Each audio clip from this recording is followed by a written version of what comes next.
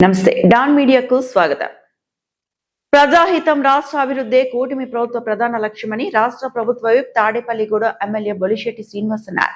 తాడేపల్లిగూడెం మండలం జగ్గన్నపేటలో నిర్వహించిన ప్రజా సమస్యల పరిష్కార వేదికలో పాల్గొని రైతులకు పట్టాదారు పాస్ పుస్తకాలను పంపిణీ చేశారు.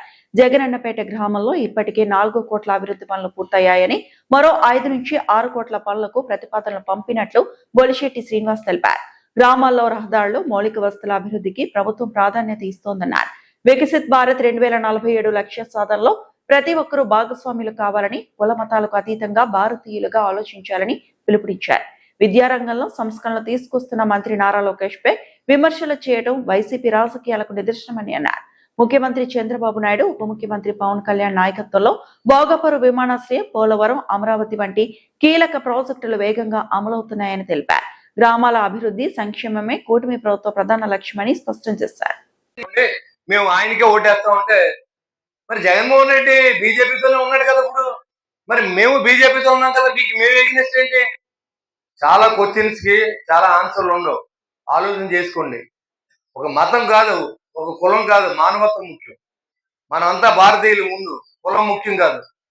కులంలో చాలా మంది పుట్టినట్టు హోల్డ్ చేసుకుంటారు. ఇప్పుడు ఒక కమ్మరు ఉంటే వాళ్ళు ఏమంటారు, చంద్రబాబు నాయుడు గారు మా నాయకుడు అని చెప్పుకుంటాడు, తప్పులేదు. కాపులు ఉంటే మా నాయకుడు పవన్ కళ్యాణ్ అని చెప్పుకుంటారు. రెడ్లు ఉంటే జగన్మోహన్ రెడ్డి మా నాయకుడు అని చెప్పుకుంటాడు. అంతేగాని ఒక కులం మీద ఓట్లకి వెళ్తాం మేము ఇంకెవడో మాకు ఓట్లు వేయక్కర్లేదంటే చెప్పుల్లో కొడతారు మనల్ని. కాబట్టి చాలా మంది ఇవాళ వైసీపీ నాయకులు శవం కనపడితే రాజకీయం. ఇవాళ అక్కడ ముద్రగడ్డ పద్మనాభం గారు చనిపోతే అక్కడ ప్రభుత్వం లాంఛనాలు ఏర్పాటు చేశారు చంద్రబాబు నాయుడు గారు. ఆయన్ని 100 నాటిన మాటలు అన్నాడు ఆయన. అయినప్పుడు కూడా 2-3 సార్లు ఎమ్మెల్యేగా చేశారు, మంత్రిగా చేశారు, ఎంపీగా చేశారు.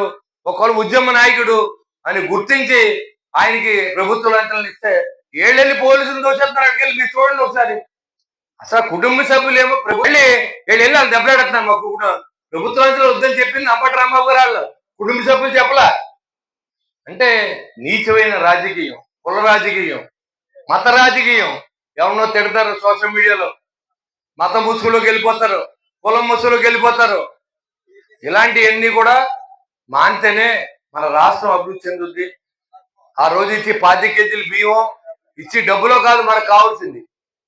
10 సంవత్సరాల భవిష్యత్తు. మన పిల్లలకు ఉద్యోగం అడగండి, ఇండస్ట్రీస్ అడగండి. అది మానేసి మాకు 5,000 పడలేదండి, మాకు 10 ఎందుకు పడాలి? అసలు ఎందుకు పడాలి? ఆ రోజు ఒక దుర్మార్గమైన నాయకుడు బిస్కెట్లు మీకు చేసి ప్రభుత్వాన్ని లూటీ చేసి ఆ పథకాల అడ్డంతో మొత్తం దోచేసేటువంటి వ్యక్తి గురించి మళ్ళీ ఇవన్నీ కూడా కంటిన్యూ చేసి నిజంగా నిరుపేదలకు ఇవ్వాల్సిన అవసరం ఉంది, ఇస్తున్నారు. పెన్షన్ అనేది ఇస్తున్నారు. భారతదేశంలో హైయెస్ట్ అమౌంట్ ఇచ్చింది ఆంధ్ర రాష్ట్రంలోనే. 4,000 రూపాయలు పెన్షన్ ఇచ్చిన రాష్ట్రంలో ఇంకోటి ఏదీ లేదు. 700 రూపాయలు అత్యధిక పెన్షన్ ఇస్తారు. మన ఆంధ్ర రాష్ట్రంలో మాత్రమే 4,000 రూపాయలు పెన్షన్ ఇవ్వగలుగుతున్నాం. అంటే అది సంక్షేమం చేయడం కాదా అని అడుగుతూ ఉన్నా. మీకంటే 100 రెట్లు సంక్షేమం చేశాం, 100 రెట్లు అభివృద్ధి చేస్తా ఉన్నాం. పోలవరం ఎందుకు పూర్తి చేయలేకపోయి నువ్వు? పోలవరం గురించి మంత్రి అంటాడు 1% 1/2% వచ్చే సంవత్సరానికి వచ్చేస్తుందన్నా నువ్వు మూసుకు కూర్చోన్నాడు అప్పుడు ఉన్న అనిల్ కుమార్. సరే, అంబటి రాంబాబు గారు వచ్చాక అడిగారు ప్రెస్ వాళ్ళంతా వెళ్ళి, సార్ ఎప్పుడు ఇస్తారంటే అది చాలా క్రిటికల్ ఇష్యూ, దాని గురించి తెలియాలంటే చాలా టైం పడుతుంది, అది ఏంటో నాకు ఇంకా అర్థం అవుతలేదు అని ఆయన మాట్లాడాడు. ఇవాళ కాన్ఫిడెంట్ గా చెప్తున్నాం, వచ్చే సంవత్సరం పుష్కరాల రోజు పోలవరం ప్రాజెక్టు ప్రజలకు అంకితం చేస్తామని మీ అందరి దగ్గర ముఖ్యమంత్రి గారు చెప్పిన విషయాన్ని మీకు గుర్తు చేస్తా ఉన్నారు. ఇదే అమరావతి నగరాన్ని రాజధాని నగరాన్ని 2029 లోపు ప్రజలకు అంకితం చేసి రాష్ట్రాన్ని రాజధాని ఏర్పాటు చేస్తామని కూడా మీకు తెలియజేస్తా ఉన్నాను. పవన్ కళ్యాణ్ గారు ఉండగా అన్ని విలేజ్ల్లోనూ పంచాయతీరాజ్ శాఖ మంత్రులుగా మీకు కావాల్సిన పని చేయించి పెట్టమని చెప్పాం. పలానా రోజు మేము పెడతామని మేము ఎవరికి చెప్పలేదు. ఎందుకంటే సర్వీస్ చేయాలంటే అవకాశం మనకి ఎక్కడ వస్తుంది? సర్వీస్ చేయించుకున్న వాళ్ళైనా చెప్పాలి ఈ ప్రభుత్వం బాగుందా లేదా అనేది మనం తెలియజేయాల్సిన అవసరం ఉంది.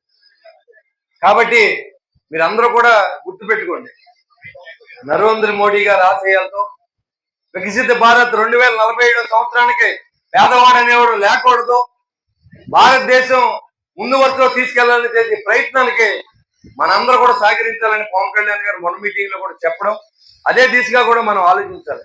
చాలా విభిన్న మతాలు ఉంటాయి, విభిన్న కులాలు ఉంటాయి. ఒక భారతదేశంలో అందరూ సోదర సమానం. మనం ఇక్కడ ఒక మిలిటరీ వ్యక్తి భారతదేశానికి కాపలా కస్తాడు కానీ ఒక కులానికి కాపలా కాడు. అలా అనుకుంటే మిలిటరీ ద్వారా మన రాష్ట్రంలో మన కాన్స్టిట్యూన్సీలో ఉంది. కానీ వీళ్ళు వెళ్ళి జమ్మూ కాశ్మీర్ లో ఎక్కడికి వెళ్ళి వాళ్ళ ప్రాణాలు అడ్డం పెట్టి మన కులం కోసం పనిచేయట్లా, భారతదేశం కోసం పనిచేస్తున్నారు. అలాంటి తత్వాన్ని మనం నిరూపించుకోవాల్సిన అవసరం ఉంది. మనం అంతా భారతీయులుగా ముందు మనం ఆలోచన చేయాలి. మన కుటుంబ సభ్యులుగా ఉంటే వాళ్ళ ప్రయారిటీ ఇవ్వాలి. తర్వాత మన కులం గురించి ఏమైనా ఉంటే వాళ్ళకి సాయం చేయండి. బయటపడి ఎవరి కులాన్ని విమర్శించవలసిన అవసరం లేదు. ఇది ప్రతిదీ కులాల మధ్యన చిచ్చు పెట్టేటువంటి ప్రభుత్వాన్ని మనం చూసాం గడిచిన 5 సంవత్సరాలు. ఇప్పుడు మనంతా సోదర భావంతో ఉంటేనే పల్లెటూర్లు కానీ అటు టౌన్ కానీ అభివృద్ధి చెందుతుందని తెలియజేస్తూ, మీరు ఎక్కడైనా సరే ఎవరైనా డిబేట్ చేయండి, భయపడవలసిన అవసరం లేదు. మనం పని చేస్తున్నాం, పని చేసి చెప్పండి. మన ముఖ్యమంత్రి గారు నిరంతరం కష్టపడుతూ ఉన్నారు. మన ఈ 4 ప్రాజెక్టులు సరిపోతా అని అడుగుతా ఉన్నారు.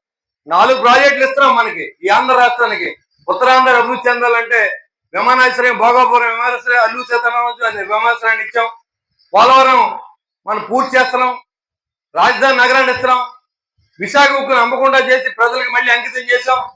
ఇంకా ఏది కావాలన్నా చేయడానికి ముఖ్యమంత్రి గారు నిరంతరం తపలు పడుతూ ఉన్నారు.